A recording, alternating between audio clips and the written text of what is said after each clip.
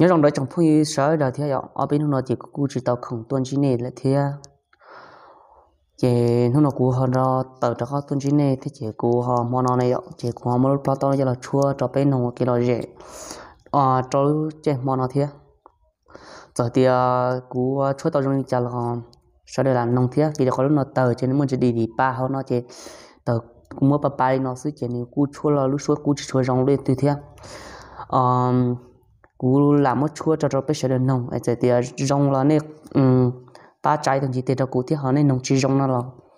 sau sau đi trả thiệt sau mình đồng cái tiền cho cú tôi chua chỉ rong kia liền cú không có cho nhiều thu nữa thiết ấy có rằng mua đi trả mà sau sau đi nào thế nữa ít trong phong nhiều số từ sau chỉ lúc chuyển tới một thiết ấy cú là chua ra trả miếng gì cho bé sẽ nông ở xí sống chua cho nó thiết cú chua ra trả nhà là thế này ạ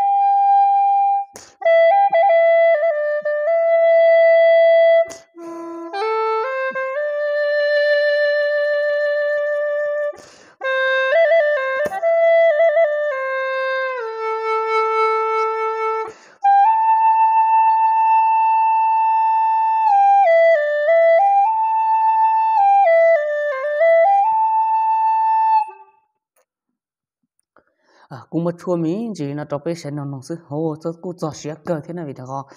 chúa sĩ ý tụ ba cho là chúa gì chứ cú sa cờ thế trong phong gì nè đó là giờ cú chúa ra nó giờ nên nhẹ thế nên sản nông xuất ra thế mà chỉ tiêu tụi nó chỉ cú xuất ra cho cú trong nhiều thứ nó cho trong phong gì sẽ đây tao nông cái là gì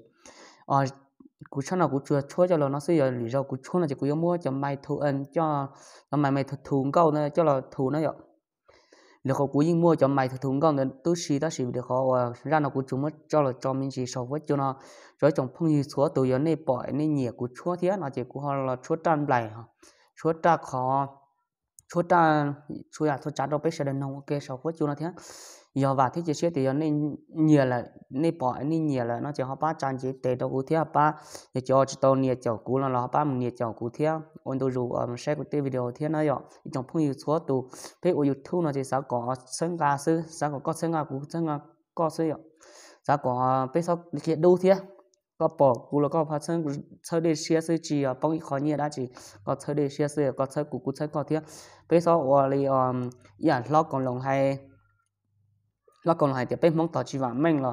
bỏ kia còn luôn luôn là mình chỉ sẽ chỉ của những cái khí kia lại bỏ có chấm tham bề rong sẽ chỉ của những khí bỏ có